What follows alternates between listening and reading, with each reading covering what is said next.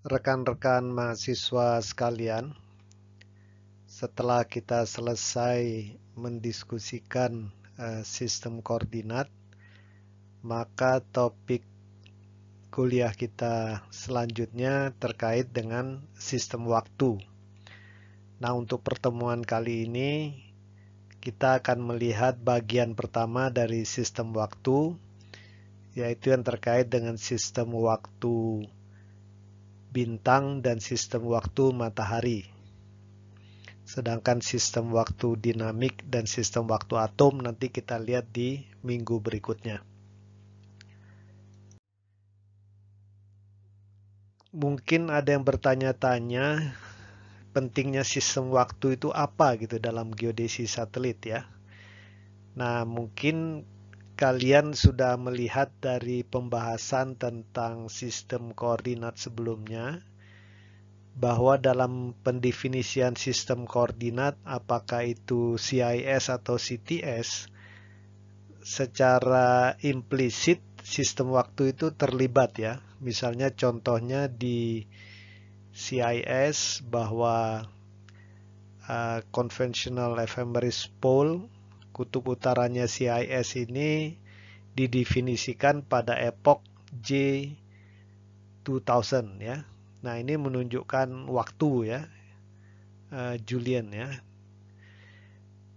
Kenapa perlu didefinisikan pada epok tertentu? Karena seperti kita sudah diskusikan sebelumnya bahwa sumbu rotasi bumi dalam ruang ini selalu bergerak ya, dipengaruhi presesi dan nutasi ya. Jadi memang harus didefinisikan yang digunakan itu yang sumbu rotasi di epok waktu kapan ya. Jadi ini terlibat sistem waktu di sini. Kemudian juga pada pendefinisian CTS pun hampir sama sebenarnya ya. Misalnya arah sumbu X menuju meridian Greenwich. Meridian Greenwich ini meridian yang istilahnya dari segi waktu GMT dia sama dengan 0 ya, sistem waktu. Dan juga secara tidak langsung kita tahu bahwa CTS ini kutubnya ke kutub CTP ya, yang dipengaruhi oleh pergerakan kutub. Nah, nanti kita juga harus menggunakan satu kutub yang standar ya pada epok tertentu ya, sehingga setiap orang bisa mengacu. Karena kalau dilepas begitu saja ya, karena dia bergerak sesuai dengan pergerakan kutub, jadi membingungkan ya. Jadi sistem waktu dalam pendefinisian sistem koordinat ini untuk memberikan waktu yang reference ya, epoch reference ya. Nanti kita lihat lebih lanjut. Nah, terkait dengan sistem waktu ini memang nanti ada yang namanya epoch atau bahasa Indonesia kala ya, menunjukkan suatu snapshot pada suatu waktu tertentu ya. Dan interval ini semacam periode lah kalau kita ya, selang waktu antara dua epok. Nah, kemudian nanti juga dalam geodesi satelit ini sistem waktu itu perlu untuk memberikan atribut atau menghubungkan ukuran waktu yang biasa kita gunakan dengan fenomena fisik maupun geometrik yang diukur atau diamati ya. Misalnya kalau dalam geodesi satelit kita mengukur misalnya koordinat XYZ geosentrik suatu titik. Nah, selalu kita tanyakan, ini koordinat pada epok waktu kapan ya. Karena apa? Karena kita tahu bahwa karena adanya pergerakan lempeng, tektonik ya, kemudian gempa-gempa bumi dan segala macam, bisa saja koordinat geosentriknya itu berubah ya. Jadi memang waktu itu jadi penting ya, karena segala sesuatu di dalam sistem bumi kita ini sesuatu yang dinamik, bergerak terus ya, sehingga memang perlu atribut waktu untuk menyatakan suatu fenomena geometrik maupun fisik ya. Tapi nanti kita lihatlah lebih dalam tentang hal ini ya. Nah, ini kita coba ulang. Jadi sistem waktu itu penting dalam pendefinisian sistem koordinat ya. Tadi sudah kita katakan bahwa di misalnya contohnya CIS, arah sumbu Z itu mengacu ke epok tertentu ya. Jadi dalam satu sistem waktu tertentu. Begitu juga di dalam CTS misalnya ini ya. Ini juga kutub yang digunakan IRM reference pool-nya ini mengacu ke epok 1984.0 ya. Kemudian meridian IRM-nya juga epoknya tertentu ya. Jadi memang dalam pendefinisian dan realisasi sistem koordinat nanti kita lihat CIS maupun CTS karena sumbu-sumbu koordinat ini dipengaruhi oleh parameter orientasi bumi yaitu presesi, nutasi ya, pergerakan kutub, polar motion dan kecepatan rotasi bumi. Dan keempat parameter ini juga berubah dengan waktu. Nah, makanya waktu itu menjadi penting ya, penting sekali nih dalam pendefinisian dan realisasi sistem koordinat di dalam geodesi satelit ya. Jadi memang mau tidak mau kita harus mempelajari sistem waktu ini dengan baik ya, karena pengaruhnya di dalam pendefinisian sistem koordinat ya. Rekan-rekan sekalian, sistem waktu juga akan berpengaruh terhadap pengukuran jarak ya. Nah, di sini kita lihat contoh misalnya kita mengukur jarak dari suatu titik di permukaan bumi ke satelit ya. Misalnya ini dalam kasus sistem satellite laser ranging ya. Nah, kita tahu jarak yang terukur nanti bisa dihitung berdasarkan rumus ini ya. Jarak sama dengan C kecepatan cahaya kali waktu yang diperlukan ya. Dari titik di permukaan bumi sampai satelit yaitu delta T ya. Nah, di sini kita lihat bahwa ketelitian jarak yang terukur sangat tergantung kepada ketelitian waktu ya yang kita bisa ukur ya. Jadi kesalahan pengukuran jarak sama dengan C kali kesalahan di pengukuran waktu tempuh ini ya. Nah, di sini kita lihat kalau kita bisa menentukan waktu tempuh semakin teliti, maka jarak yang terukur ya semakin teliti ya. Nah, memang problematiknya kita lihat di sini faktor pengalinya ini adalah kecepatan cahaya ya. 300.000 km per detik atau 3 kali 10 pangkat 8 meter per detik. Jadi kalau kesalahan 1 mikrosecond saja 10 minus 6 ya. 10 minus 6 kali 3 10 pangkat 8 itu sudah 300 meter ya. Dan ini terus terang tidak mencukupi ya kalau untuk keperluan penentuan posisi teliti di level misalnya sentimeter, desimeter ya. Kalau misalnya nanosecond 10 minus 9 kita baru dapat 0,3 meter ya. Itu sudah mulai oke lah ya. Tapi semakin teliti nantinya ya akan semakin baik ya. Jadi memang dalam geodesi satelit perkembangan ketelitian penentuan posisi dengan satelit sangat tergantung salah satunya kepada ketelitian dalam penentuan waktu atau beda waktu ya. Semakin teliti kita bisa mengukur waktu, maka kita bisa mendapatkan ketelitian jarak juga semakin baik ya. Semakin teliti. Nah, itu pengaruh dari sistem waktu kepada pengukuran jarak ya. Selanjutnya, sistem waktu juga nanti akan berperan dalam penentuan orbit satelit ya. Dan seperti kita ketahui, kenapa? Karena di dalam orbitnya satelit bergerak cukup cepat ya. Misalnya satelit GPS yang tingginya 20.000 kilo saja, itu dalam orbitnya dia bergerak sekitar 4 km per detik. Nah, kalau satelit-satelit lain, misal satelit remote sensing atau satelit cuaca atau satelit lain yang orbitnya lebih rendah dari GPS, kecepatannya itu bisa lebih cepat ya. Jadi kita lihat ini kalau kita tidak akurat dalam sistem waktu, ini berbahaya ya, karena 1 detik saja ini satelit sudah bergerak 4 km nih kalau dalam kasus GPS ya. Jadi nggak main-main ya. Karena apa? Karena dalam dunia geodesis satelit saat ini kita untuk orbit satelit saja sudah biasanya orang mencari ketelitian sentimeter ya. Jadi memang sistem waktu ini menjadi sangat penting ya.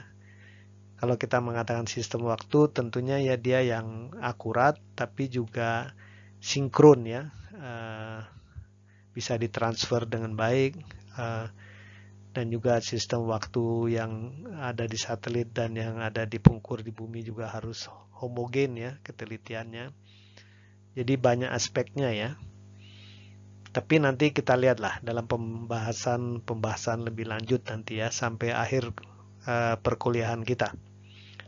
Jadi ini peran sistem waktu dalam penentuan orbit satelit ya.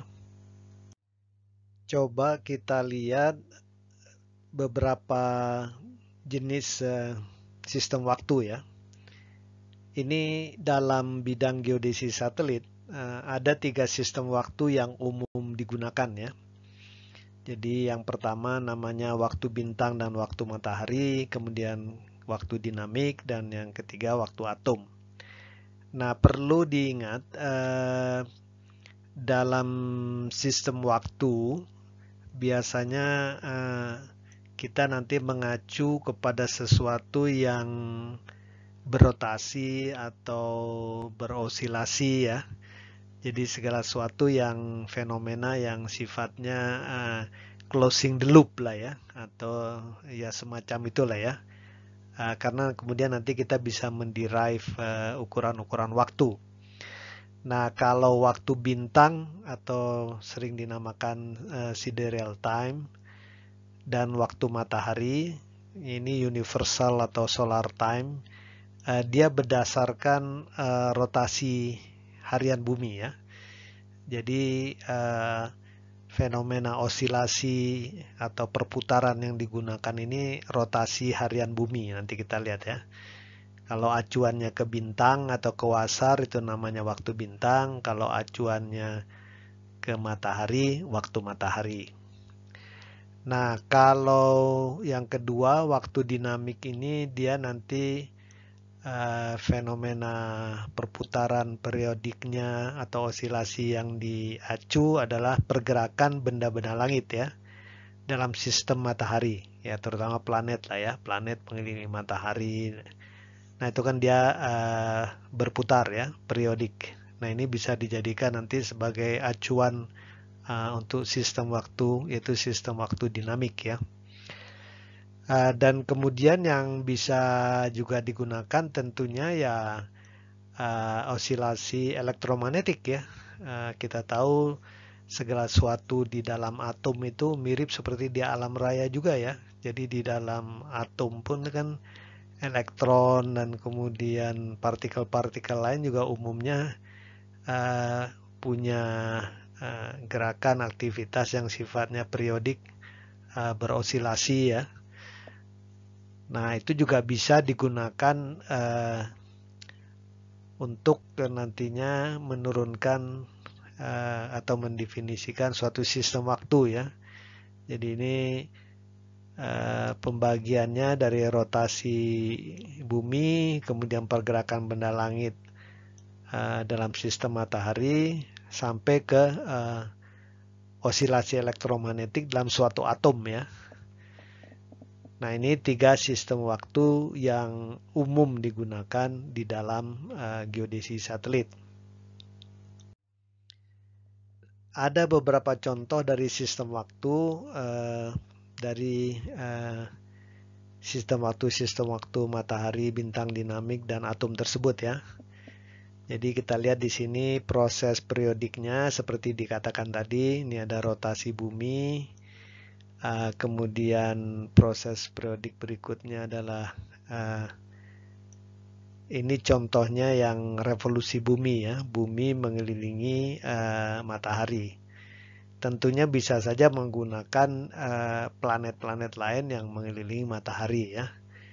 Tapi ini karena kita terkait dengan geodesi satelit dan juga kita berada di bumi ya, kita menggunakan sistem waktu yang memang proses periodiknya sistem revolusi bumi ya.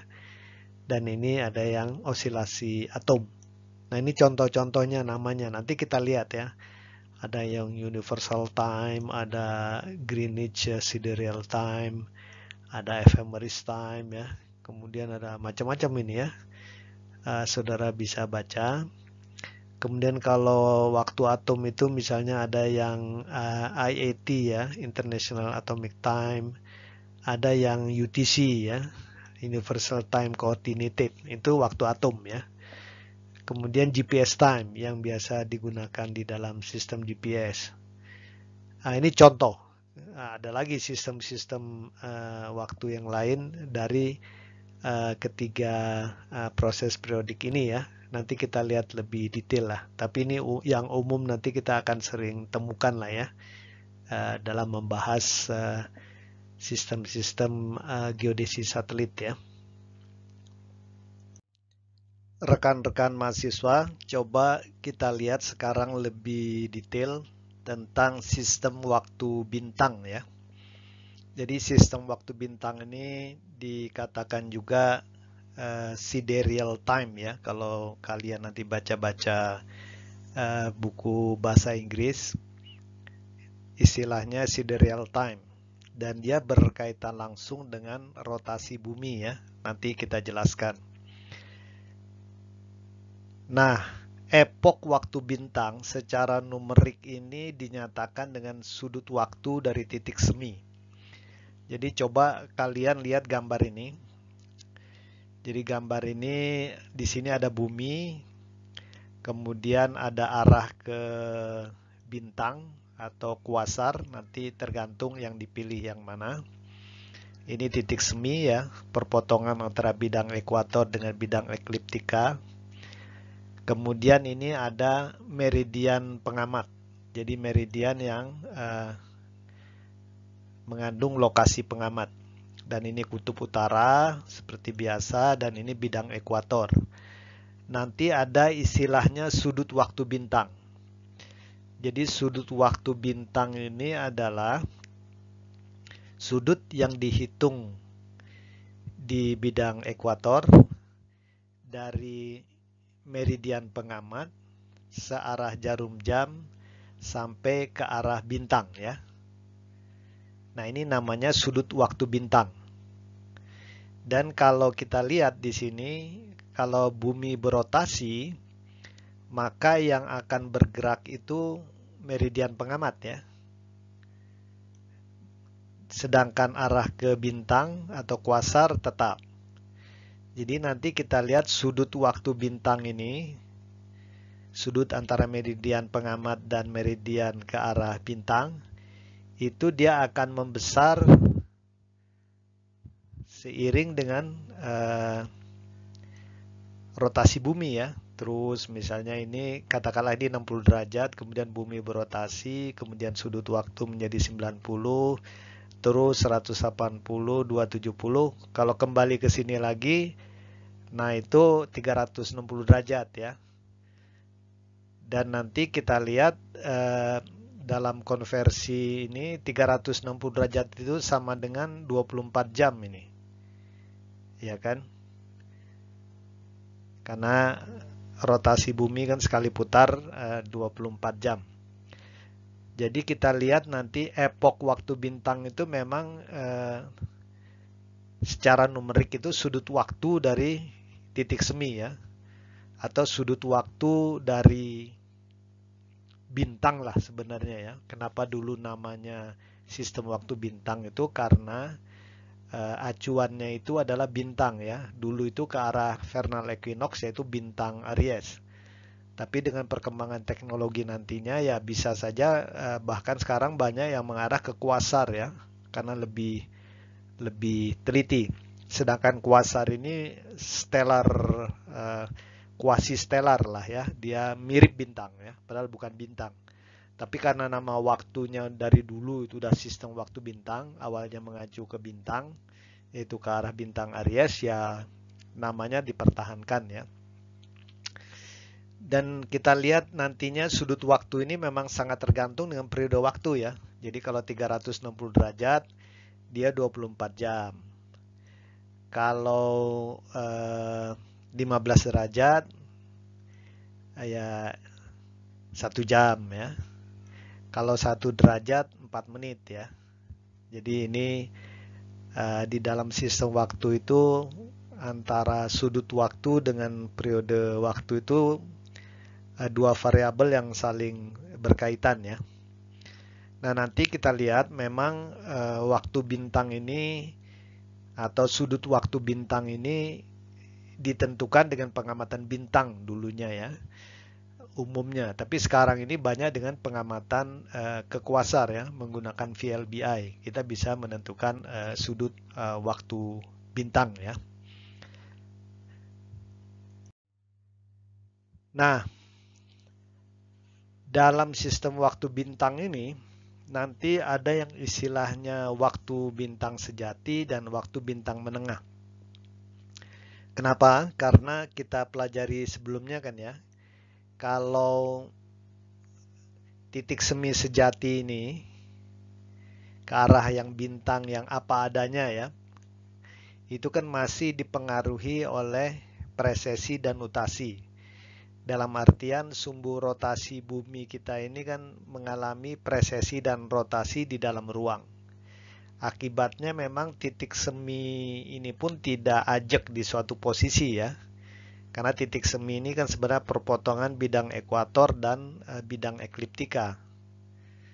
Nah, karena bidang rotasi bumi juga bergerak di dalam ruang, dipengaruhi oleh presesi dan nutasi, akibatnya vernal equinox titik semi ini pun tidak di posisi yang selalu sama ya terhadap waktu. Oleh sebab ini namanya waktu bintang sejati ya. Jadi menggunakan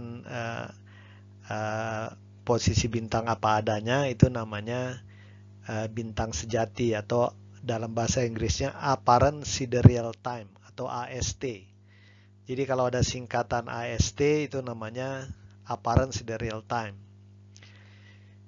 Nah, kalau di gambar ini misalnya ini ke arah bintang apparent ya, apa adanya, dan meridiannya meridian pengamat, local meridian. Nah, ini sudut waktunya itu nanti dinamakan LAST ya. Local apparent sidereal time.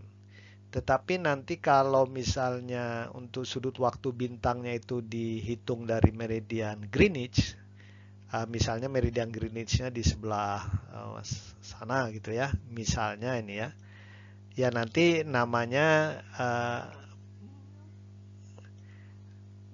GAST. Jadi kalau dari meridian Greenwich nantinya namanya Greenwich Apparent Sidereal Time. Jadi kalau ngelihat singkatan langsung saja nanti ya. Oh, ini misalnya sidereal time. Oh, dia waktu bintang. Apparent berarti bintangnya bintang sejati ya. Greenwich. Oh, berarti ini untuk sudut waktunya dihitung dari meridian Greenwich. Kalau lokal dari meridian lokal. Nah, ada lagi sistem waktu bintang yang menggunakan titik semi menengah. Jadi maksudnya notasinya yang relatif lebih besar itu sudah dikoreksi, yang ada tinggal masih pengaruh presesi ya. Presesi ini kan dia seperti kita pelajari sebelumnya dalam sistem koordinat, sangat panjang ya periodenya ya. Nah, kalau kita menggunakan titik semi menengah yang pengaruh notasinya sudah dihilangkan tetapi pengaruh presesi masih ada, itu namanya waktu bintang menengah atau istilahnya mean sidereal time, MST. Dan singkatannya juga nanti sama ya. Kalau terhadap meridian Greenwich namanya GMST, Greenwich Mean Sidereal Time. Kalau LMST, Local Mean Sidereal Time ya. Jadi ini istilah-istilah yang kalian juga nanti harus aware dan cepat tahu ya. Jadi begitu ada orang ngomong GMST, oh ngerti langsung ya. LMST langsung ngerti apa maksudnya. Nah, ini kalau mau digambarkan di dalam bola langit lah ya. Jadi seperti kita ngelihat dari atas gitu ya. Dari atas kutub, ini kutub utara. Ini bidang ekuator ya. Nah, kita lihat yang sebelah kiri dulu ini. Nah, ini misalnya ke arah titik semi sejati ya. Apparent sidereal time. Ini meridian lokal ya, kita proyeksikan ke lingkaran ekuator. Nah, ini meridian Greenwich ya. Jadi Greenwich ini suatu observatory ya di Greenwich yang lokasinya di luar kota London ya, Greenwich di Inggris. Jadi kalau LAST berarti Local Apparent Sidereal Time. Sudut waktu dari meridian lokal dihitung sampai ke meridian yang arahnya ke titik semi sejati ya, apparent stellar lah ya, apparent bintang sejati. Nah, kalau yang namanya GAST itu dari meridian Greenwich dihitung searah jarum jam sampai titik semi sejati ya. Nah, nanti saudara lihat antara meridian Greenwich dengan meridian lokal itu sebenarnya ini longitude ya atau bujur ya. Jadi nanti saudara lihat bahwa penentuan bujur itu longitude sangat tergantung kepada waktu ya. Dan bujur itu memang dihitung terhadap meridian Greenwich kan ya. Kalau ke arah timur itu bujur timur, ke arah barat bujur barat ya. Nah, ini kalau apparent sidereal time. Kemudian kalau kita menggunakan titik semi menengah itu namanya mean sidereal time. Ini sama ya. Jadi kalau dari meridian lokal dihitung ke meridian yang mengandung titik semi menengah atau ke arah titik semi menengah, yaitu namanya local mean sidereal time. Kalau dari meridian Greenwich ya GMST ya, Greenwich Mean Sidereal Time. Dan ini sama bujur ya. Jadi kita lihat dari persamaan ini, jadi kalau kita tahu GMST dan LMST sebenarnya kita bisa menentukan bujur ya, sama dengan GAST dan LAST. Nah, sedangkan ini yang namanya EE nih ya, EE ini equation of equinox ya. Jadi selisih antara titik semi sejati dengan titik semi menengah ya. Meskipun nanti besarannya itu tidak langsung LMST dikurangi LAST atau GMST kurangi GAST ya. Nanti rumusnya sebenarnya ada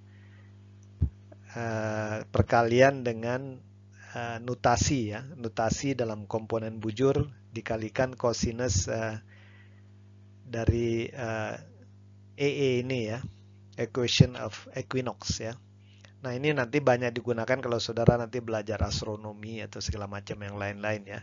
Tapi asal saudara tahu saja. Jadi longitude atau bujur pengamat ini tergantung juga dengan sistem-sistem waktu ya. Jadi saudara di sini juga bisa ngelihat hubungan antara sistem waktu dengan koordinat ya. Dalam hal ini longitude ya. Coba kita lihat sekarang pengertian satu hari bintang ya. Jadi satu hari bintang ini adalah periode waktu antara dua kulminasi atas. Jadi dua kulminasi atas ini pengertiannya pada saat bintang itu berada di atas ya, pengamat. Jadi dalam artian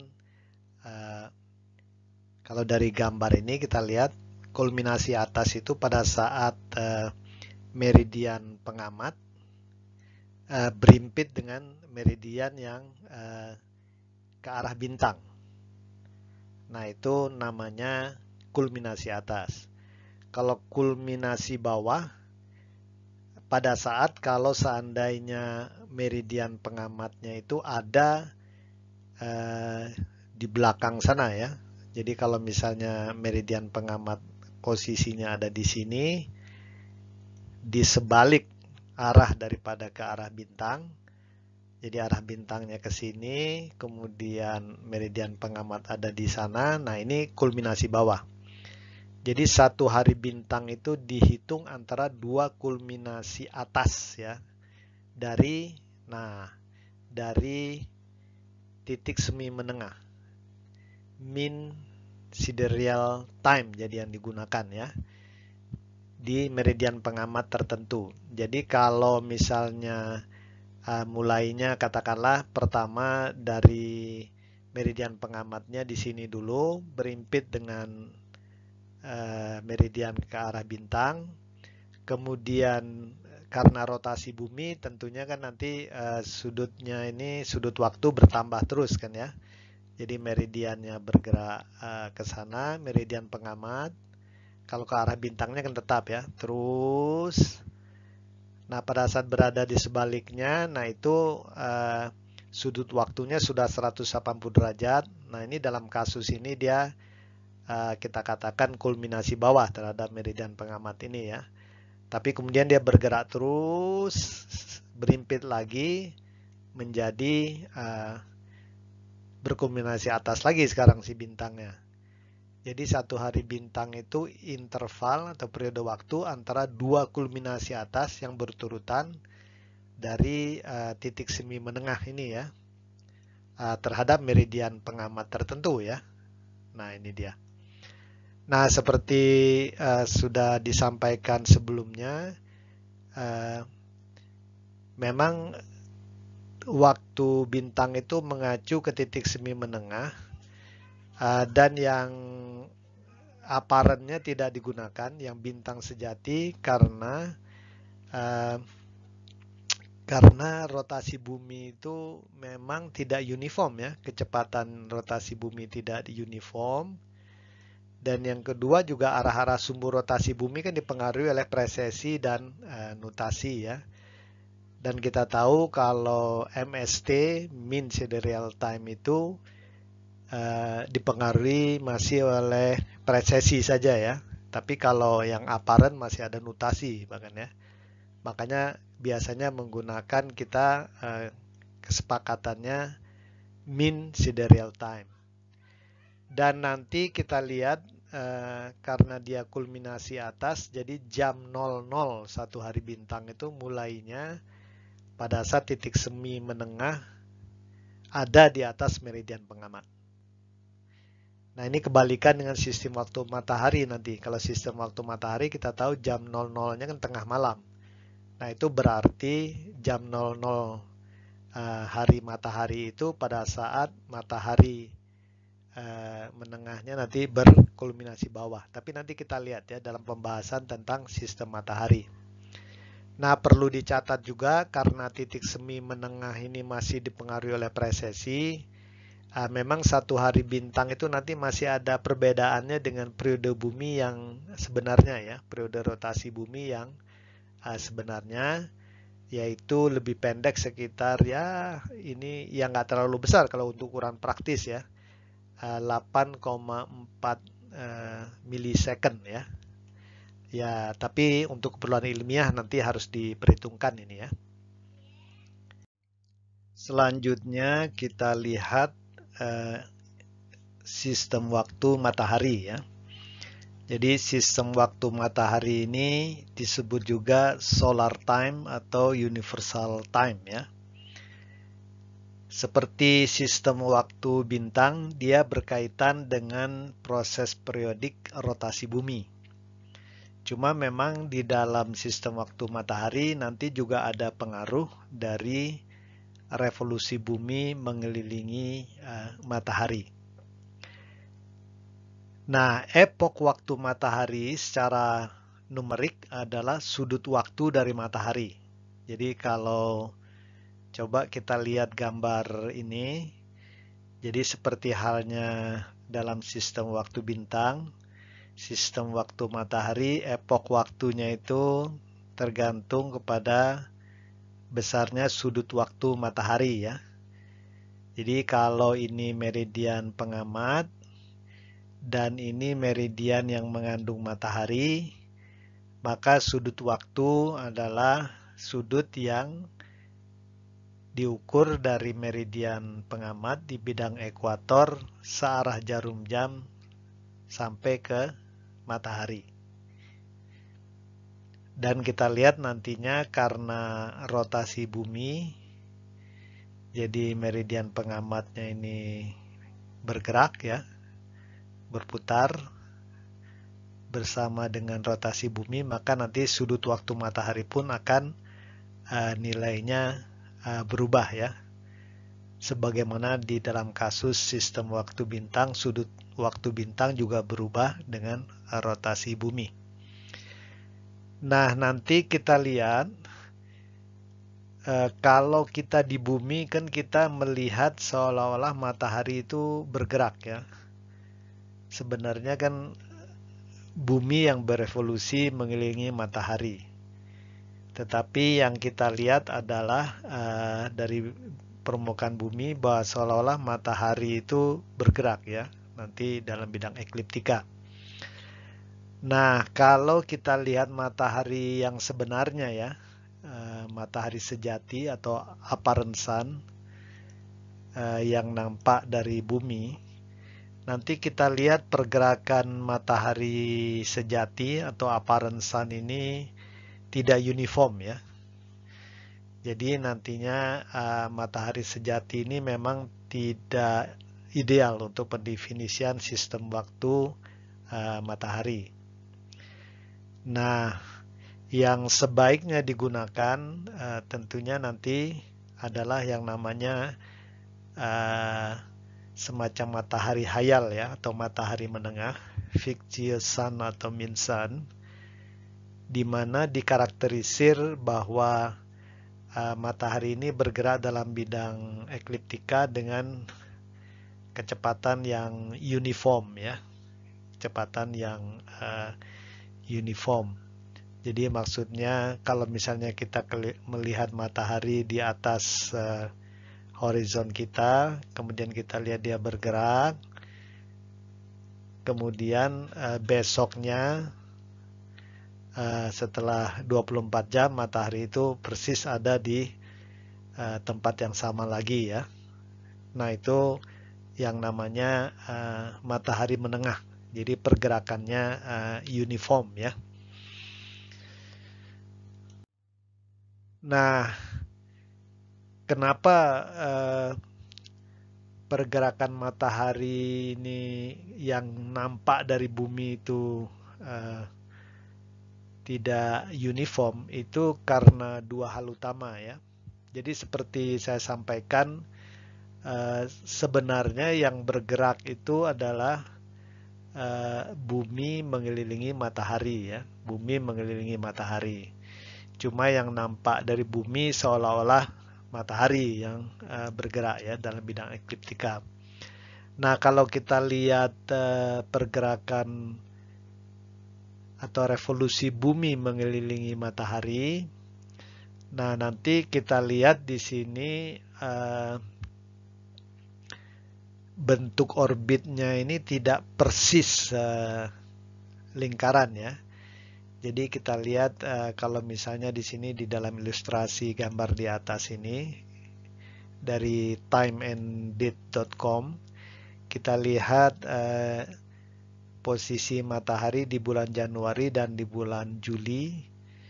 Jadi kita lihat di bulan Januari ini jarak dari matahari bumi kita ini 147,1 juta kilometer. Kalau bulan Juli 152,1. Jadi ini yang paling jauh ya, aphelion ya. Kalau perihelion ini yang paling dekat. Nah, nanti kita lihat pada saat kita membicarakan sistem orbit lah ya. Jadi kecepatan bumi itu paling dekat pada saat dia lebih dekat ke matahari ya. Jadi di posisi ini kecepatan revolusi bumi mengelilingi matahari itu paling cepat dan di sini yang paling lambat ya. Nanti ini sesuai dengan hukum Kepler lah ya, nanti kita pelajari. Nah, kemudian yang juga jadi pertama ini karena bentuk orbit bumi mengelilingi matahari bentuknya elips ya, tidak persis lingkaran, sehingga kecepatan revolusi bumi mengelilingi matahari pun tidak sama ya. Nah, itu yang menyebabkan kita melihat matahari sejati itu pergerakannya juga tidak uniform. Nah, yang kedua nanti kita lihat, jadi kalau kita lihat di gambar sketsa bagian bawah, jadi kita lihat di titik balik ini yang namanya ya solstice ya. Bahasa Indonesianya ini titik balik lah ya, titik balik. Dan ini equinox. Jadi kita lihat karena kemiringan sumbu rotasi bumi ya, kan bumi miring ya dalam sumbu rotasinya dalam berevolusi mengelilingi matahari itu 23,5 derajat. Nah, nanti kita lihat karena kemiringannya ini juga nanti pergerakan matahari yang nampak di sepanjang ekliptika itu akan lebih cepat di titik balik ya. Jadi di titik balik ini kecepatan lebih cepat ya dibandingkan di titik equinox ini ya. Jadi akan nampak dari bumi seolah-olah matahari itu pas di bulan Juni di lokasi titik balik itu dia akan bergerak lebih cepat dibandingkan kalau dia tidak di titik balik yaitu di equinox ya. Jadi yang cepat itu di sini dan di bulan Desember ya. Nah, karena kedua hal inilah maka kita melihat bahwa matahari itu pergerakannya matahari yang sejati maksudnya itu tidak uniform ya dalam yang nampak dalam mengelilingi bumi. Sebenarnya intinya sejatinya kecepatan rotasi atau revolusi bumi mengelilingi matahari lah yang sebenarnya tidak uniform ya. Tetapi dalam sistem waktu matahari kita lihat mataharinya yang seolah-olah nampak bergerak di dalam bidang ekliptika tidak uniform. Oleh sebab itulah makanya matahari sejati ini tidak digunakan sebagai referensi dalam pendefinisian sistem waktu matahari. Nah, kita lihat ini beberapa perjanjian atau standar ya dalam waktu sistem waktu matahari. Yang pertama, kalau sistem waktu bintang jam 00-nya itu saat bintang berkulminasi atas.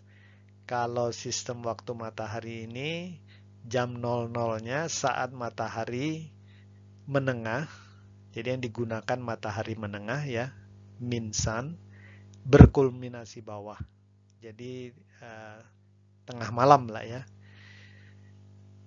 Jadi kalau dalam kasus ini sudut waktu mataharinya terhadap meridian pengamat ini kulminasi atas. Tapi nanti untuk pendefinisian sistem waktu mataharinya ini ditambahkan, nanti kita lihat 12 jam ya, agar dia berada dihitung dari kulminasi bawah di belakang meridian pengamatnya, di sebaliknya ya. Nah, nanti satu hari matahari adalah interval waktu antara dua kulminasi bawah yang berurutan ya, dari matahari menengah di meridian tertentu. Dan ini sudah kita pakai sehari-hari ya. Jadi dalam sistem waktu matahari, satu hari matahari itu mulai dari tengah malam sampai ke tengah malam lagi kan ya. Jam 00-nya dalam sistem waktu matahari itu tengah malam. Jadi kulminasi bawah dari matahari menengah di local meridian ya, di meridian pengamatnya. Jadi ini yang membedakan dengan sistem waktu bintang ya. Jadi kalau waktu bintang jam 00-nya kulminasi atas dari bintang. Bintangnya juga bintang yang menengah ya. Kalau sistem waktu matahari kulminasi bawah dari matahari menengah ya. Jadi kita lihat nantinya sistem waktu matahari menengah atau min solar time ini didefinisikan nanti sudut waktu matahari menengah tambah 12 jam ya. Jadi kalau ini matahari menengah, maka nanti ini sudut waktu mataharinya, maka nanti kita lihat kalau untuk min solar time-nya itu ditambahkan 12 jam ya. Tadi seperti saya sampaikan sebelumnya, tambahkan 12 jam. Jadi dari meridian di balik meridian pengamat, kulminasi bawahnya. Tapi nanti kita lihat gambarnya lah ya. Nah, yang perlu disampaikan di sini, kalau min sidereal time itu disingkat MST. Tapi kalau min solar time hanya disingkat MT saja. Kenapa? Karena yang MST sudah dipakai oleh waktu bintang ya. Jadi min sidereal time itu MST. Oleh sebab itu min solar time MT saja. Nah, nanti kalau ini sama sebenarnya dengan terminologinya dengan waktu bintang ya. Kalau referensinya meridian Greenwich, maka dinamakan nanti Greenwich Mean Solar Time. Tapi singkatannya GMT. Ya, mungkin sering dengar kan ya, GMT ya. Atau disebut juga biasanya UT, Universal Time ya. Nah, kalau nanti meridian referensinya meridian lokal, namanya Local Mean Solar Time. Hampir sama ya dengan kalau bintang kan Greenwich Mean Sidereal Time. Tapi singkatannya dia GMST kalau bintang. Kalau matahari GMT. Ini juga kalau bintang Local Mean Sidereal Time, singkatannya LMST. Tapi kalau ini LMT. Kalau dalam kasus matahari sejati ya, kalau saudara baca ada GAT, nah ini berarti Greenwich Apparent Solar Time. Kalau yang sidereal GAST, Greenwich Apparent Sidereal Time. Kalau meridian lokal sebagai referensi ya nanti Local Apparent Solar Time, singkatannya LAT ya. Jadi itu, nah kita lihat dari gambarnya. Nah ini gambarnya Eh, Saudara lihat di sini matahari sejatinya. Ini matahari sejati ya. Jadi kalau sudut waktunya kan kalau dari meridian lokal ini ya. Ini yang local apparent solar time. Tetapi kalau untuk menjadi sistem waktu LAT, dia sudut waktunya ini ditambahkan 12 jam ya. Jadi dihitungnya kalau ini meridian lokal, kulminasi atas, kulminasi bawahnya di sini. Jadi ditambahkan menghitungnya dari meridian lokal yang sebaliknya, kulminasi bawahnya. Jadi LAT ini dihitungnya dari sini sampai ke matahari sejati. Kalau yang namanya GAT, cari meridian Greenwich-nya di sini, kemudian kulminasi bawahnya, berarti 180 derajat, tambahkan sudut waktunya, dihitungnya mulai dari kulminasi bawah meridian Greenwich. Jadi dari sini kalau GAT-nya ya. Nah, kalau dia matahari menengah sama ya. Jadi kalau matahari menengah ini min solar time jadi MT. Kalau terhadap meridian lokal ya nanti kulminasi bawahnya dari sini jadi LMT, hitung searah jarum jam sampai meridian mengandung matahari menengah ya, ini LMT. Kalau dia GMT dari meridian Greenwich cari meridian sebaliknya, kulminasi bawahnya, kemudian ya dihitung sesuai dengan arah jarum jam. Jadi ini yang GMT, yang kalau ini LMT ya. Nah, saudara lihat nanti di sini ya GMT dikurangin LMT atau GAT kurangin LAT sama dengan bujur ya. Jadi ini gambarnya mirip dengan sistem waktu bintang lah ya. Jadi coba saudara pelajari ini di bola langit, dilihat dari atas ilustrasinya ya. Dari GAT, LAT, GMT, dan LMT ya. Nah, kemudian kita lihat yang namanya universal time ya. Universal time ini juga nanti saudara lihat banyak digunakan ya di dalam geodesi satelit. Jadi universal time ini sebenarnya GMT lah ya. Jadi UT dan GMT itu sama, yaitu waktu matahari menengah yang bereferensi ke meridian Greenwich. Nah, kita lihat nanti universal time ini akan dipengaruhi oleh ketidakteraturan rotasi bumi ya. Karena kan dia proses periodiknya adalah rotasi bumi, dan kita sudah pelajari sebelumnya ya di sistem koordinat juga bahwa rotasi bumi itu tidak teratur karena berbagai hal ya. Yang pertama yang jelasnya adanya variasi spasial dari posisi sumber rotasi bumi terhadap badan bumi ya. Jadi kita tahu ada gerakan kutub, polar motion.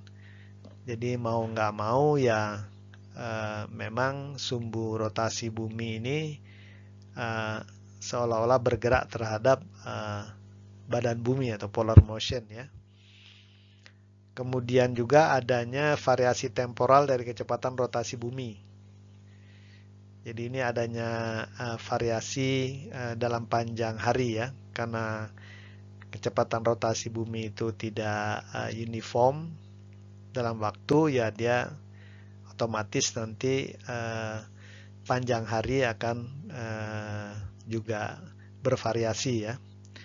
Nah, kita lihat nantinya ya variasi dari kecepatan rotasi bumi ini bisa disebabkan oleh variasi musim, variasi periodik ya, perlambatan atau percepatan yang berjangka waktu lama, fluktuasi-fluktuasi yang tidak teratur sifatnya. Nah, intinya variasi dari temporal kecepatan dari rotasi bumi ini seperti kita pelajari sebelumnya di sistem koordinat, dipengaruhi oleh adanya interaksi antara subsistem bumi ya.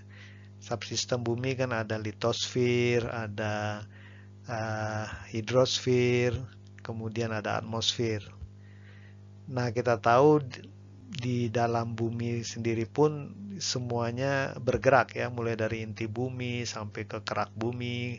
Kemudian di lautan juga ada arus, kemudian di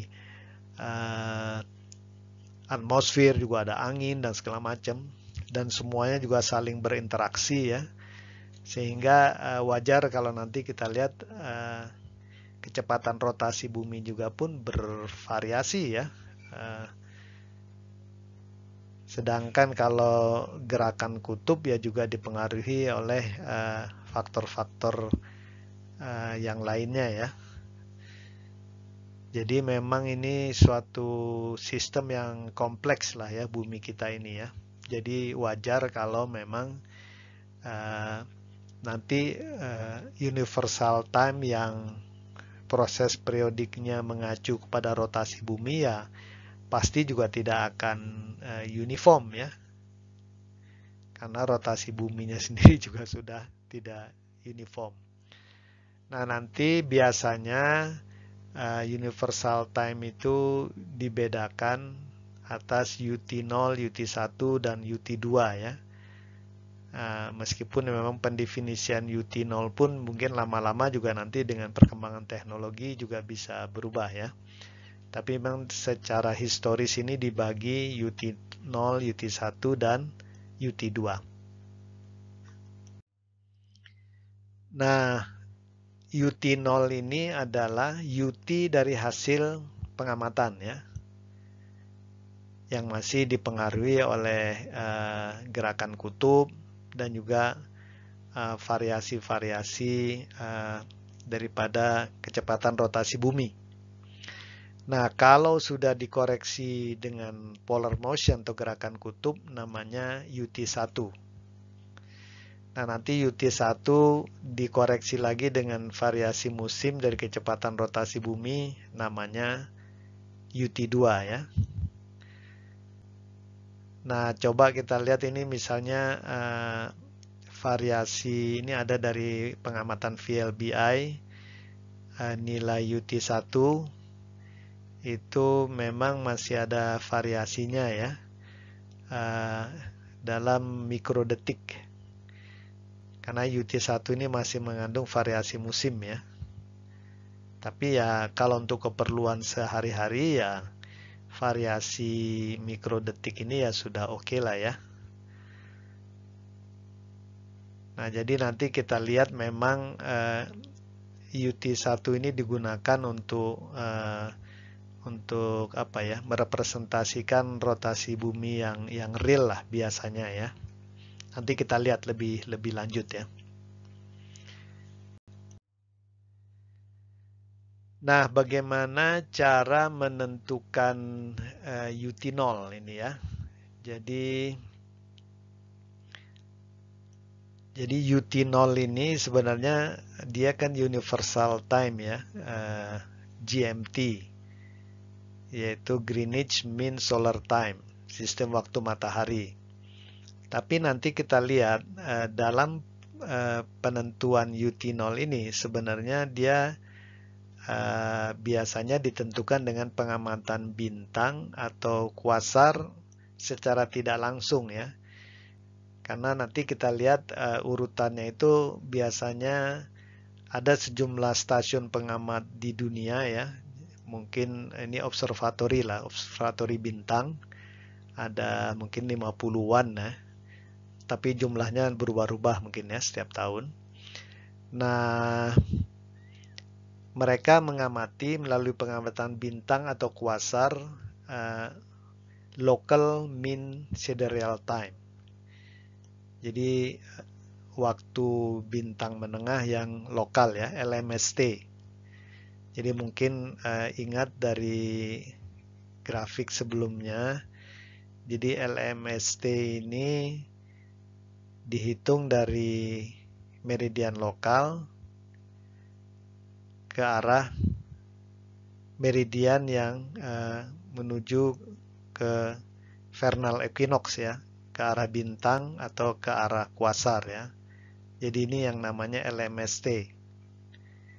Nah, LMST ini yang diukur. Sedangkan yang akan kita cari UT0 ini dihitung ya. Jadi UT0 yang diperlukan itu tidak diukur langsung ya dengan pengamatan matahari, tapi melalui pengamatan bintang. Kenapa? Karena pengamatan bintang atau kuasar itu jauh lebih teliti ya. Nah, makanya mulainya dari LMST. Nah, bagaimana LMST ini bisa menjadi UT0 ya? Ditransformasinya berdasarkan rumus ini. Atau kalau kita masukkan LMT itu ke rumus ini, UT0-nya itu rumusnya ini ya. Jadi kita lihat kalau UT0 itu kan dari kulminasi bawah dari meridian Greenwich ya, searah jarum jam sampai ke arah matahari menengah. Jadi kita lihat agar LMST ini bisa sama dengan UT0, pertama ujungnya itu disamakan. Jadi UT0 kan ujungnya di sini. Nah, kalau LMST kalau mau ujungnya juga di sini, dia harus dikurangi ini ya. Alpha M ini ya. Ascensiorehta dari matahari menengah ya. Jadi ini diketahui ini biasanya ya. Nah, ini diukur. Kemudian kita tambahkan 12 jam ya, karena untuk sampai ke kulminasi bawah. Tambahkan 12 jam kan di sini ya. Tambahkan 12 jam. Nah, kemudian sebenarnya ditambahkan sudut ini yang sama nilainya dengan sebenarnya bujur ya, atau besarnya bujur itu longitude ya.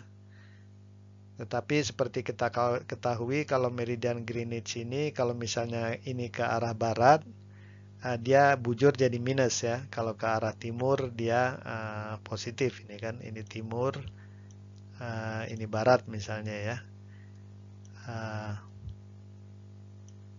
Jadi kalau untuk ke sini hitungannya minus kali minus jadi plus. Nah, tambah ini ya. Jadi rumusnya seperti ini. Nanti coba saudara pelajari lagi, lihat urut-urut gambarnya ya. Mudah kan ya, bisa dilihat. Ini tinggal pertambahan aja. Pertambahan dan pengurangan, saudara lihat ujung panahnya disamakan dan ujung mulainya disamakan ya. Dan ini ascensiorehta dari matahari menengah ada di dalam katalog matahari juga ada. Kemudian lambda bujur dari stasiun pengamat juga ada kan. Kalau mau lebih teliti ya bisa ditentukan dengan teknik-teknik lain ya. Jadi ini diketahui, LMST ini kita ukur ya. Kemudian ya UT0 bisa dihitung. Ya, jadi semacam itulah ya. Nah, kemudian seluruh pengamatan dari stasiun pengamatan seluruh dunia itu mengirim UT0-nya ke International Earth Rotation Services di Paris. Nah, kemudian yang di Paris ini mengaplikasikan koreksi-koreksi gerakan kutub ya ke UT0 nanti jadi UT1 dan kemudian variasi musim ke seluruh UT0 ya. Karena nanti kan gerakan kutub ini koreksinya beda-beda untuk setiap stasiun. Kalau variasi musim ini sama lah ya, dianggap untuk seluruh dunia ya. Nah, nanti baru dilakukan proses smoothing ya, estimasi untuk menentukan nilai tunggal UT1 dan UT2 ya, yang nantinya bersifat internasional untuk dipublikasikan lah ya, digunakan oleh banyak pihak ya. Sekarang coba kita lihat beberapa catatan tambahan ini terkait universal time. Yang pertama, dalam penentuan UT1 dan UT2 perlu diingat bahwa koreksi gerakan kutub itu berbeda-beda untuk stasiun pengamat ya, yang tersebar di seluruh dunia. Jadi seperti saya sampaikan sebelumnya, ada kira-kira puluhan atau 50-an stasiun pengamatan yang menentukan UT0. Nah, UT0 ini kemudian diaplikasikan koreksi polar motion atau gerakan kutub untuk mendapatkan UT1 ya. Dan ini nanti kita lihat berbeda-beda ya, berbeda-beda besarannya dari koreksi gerakan kutub, karena lokasi dari setiap stasiun pengamatan ini kan relatif berbeda-beda ya terhadap kutub.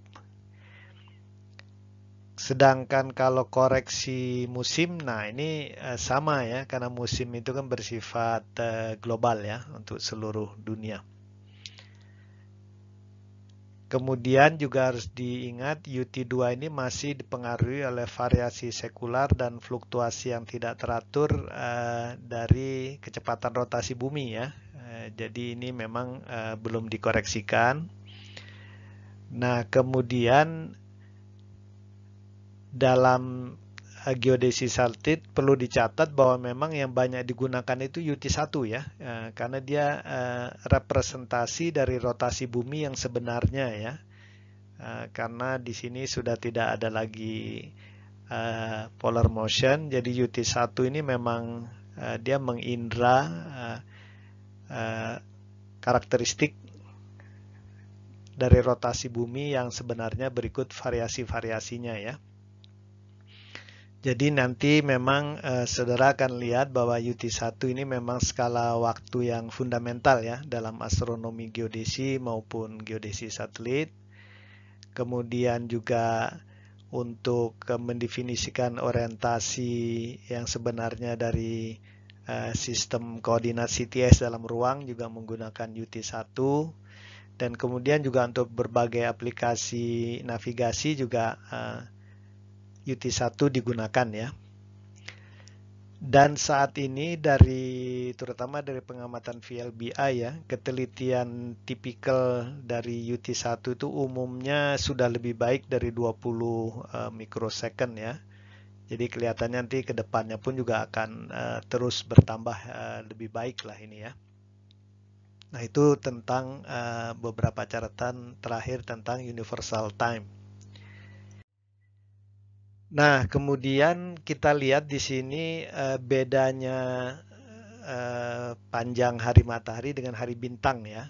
Nanti kita lihat dari gambar ini saja ya. Jadi dari gambar ini katakanlah bumi pada hari pertama, hari tertentu, dia melihat misalnya matahari dan juga ke arah bintang atau kuasar lah ya. Nah, kemudian bumi berotasi, kemudian berevolusi. Pada hari kedua, kita lihat nanti kalau menengok ke bintang atau kuasar lagi, karena bintang dan kuasar ini sangat jauh, jadi sebenarnya seolah-olah arahnya ini sama ya kalau ke bintang dan kuasar.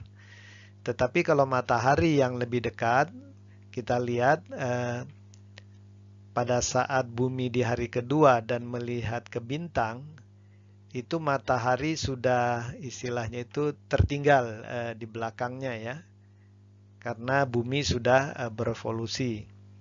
Nah, besarnya sudutnya ini nanti sama dengan delta ya. Jadi kalau satu hari ini delta ini berarti 1 dibagi, kita anggap saja revolusi bumi itu setahun 365 hari, 1/365 kali 360 sama dengan 0,986 derajat. Ya kira-kira 1 derajat lah ya. Jadi jangan heran memang nanti satu hari matahari ini akan lebih panjang dia kan ya.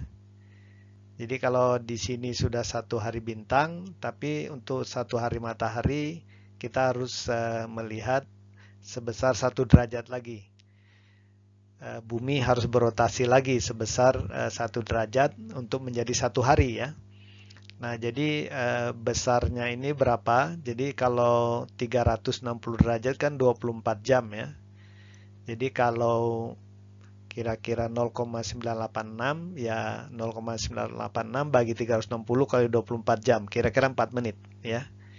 Jadi satu hari matahari itu akan lebih panjang sekitar 4 menit dibandingkan satu hari bintang ya. Jadi ini mungkin sekedar informasi ya. Nanti saudara bisa melihat-lihat lah lebih lanjut ya. Atau membaca-baca di internet maupun di buku ya. Nah, untuk berbagai keperluan kadang-kadang kita perlu cepat mentransformasikan waktu bintang ke waktu matahari atau sebaliknya ya. Memang kalau secara hubungannya kita bisa lihat sebelumnya ya di beberapa slide sebelumnya bahwa hubungan antara mean sidereal time dan mean solar time itu tergantung ascensio recta dari matahari menengah ya. Dan ini bisa nanti lokal, bisa LMST, LMT atau GMST, GMT ya. Nah, biasanya untuk keperluan praktis rumus di atas itu ditulis semacam inilah ya. Jadi biar mudah di coding di dalam software atau kita mudah menghitung. Jadi ini waktu bintang MST, mean sidereal time, ini mean solar time. Nah, plus suku ini ya, ini sukunya. Ini ada konstanta. Ini tergantung T kuadrat, T pangkat 3. Di mana T ini adalah waktu sejak epok standar J2000 ya. Januari 1 jam 12 UT1 dihitung dalam abad Julian yang 1 tahunnya 365,25 hari. Jadi nanti kita bisa langsung aja masuk ke rumus ini ya. Jadi T-nya dimasukkan yaitu waktu sejak epok standar J2000. Kemudian ya tinggal dimasukkan ke dalam rumus. Nanti kita bisa merubah dari waktu matahari ke waktu bintang atau sebaliknya ya ininya. Nah, kemudian seperti dikatakan tadi, satu hari bintang menengah ini lebih pendek dari satu hari matahari menengah. Atau dengan kata lain, satu hari matahari menengah lebih panjang ya. Dan lebih panjangnya kira-kira 4 menit. Tapi persisnya 3 menit 55,9 detik ya. Jadi ini hubungan antara waktu bintang dengan waktu matahari. Nah, kalau kalian mau belajar lebih detail lagi nanti bisa baca-baca lagi ya, karena memang perkembangannya terus berlangsung ya. Rumus-rumusnya juga mungkin akan lebih detail nantinya ya, lebih teliti ya. Kalau di sini sampai derajat 3 saja, bisa saja mungkin terus ya dengan ketelitian dan perkembangan teknologi. Nah, sebagai tugas untuk minggu ini, saudara seperti biasa buat narasi, gunakan sketsa dan gambar untuk memperjelas. Jadi yang pertama saudara coba jelaskan dengan kata-kata saudara sendiri secara lebih baik pentingnya sistem waktu dalam bidang geodesi satelit ya. Apakah itu dalam pendefinisian realisasi sistem koordinat, dalam penentuan orbit, penentuan jarak, dan segala macam ya. Sudah ada slide kita sebelumnya, tapi mungkin saudara ingin bisa lebih baik menjelaskan, menuliskannya secara naratif ya. Kemudian juga jelaskan definisi dan karakteristik dari sistem waktu bintang, sistem waktu matahari, LMST, LMT, GMST, GMT, UT0, UT1, UT2 ya. Ini sudah juga dijelaskan sebelumnya, tapi saya ingin saudara bisa menuliskan secara naratif dengan kata-kata saudara dengan lebih baik ya. Nah, waktunya seperti biasa 1 minggu ya. Jadi minggu depan kita lanjutkan dengan sistem waktu yang kedua, yaitu terkait sistem waktu dinamik dan sistem waktu atom ya. Jadi itu saja kuliah kita untuk modul sistem waktu yang pertama ini. Terima kasih.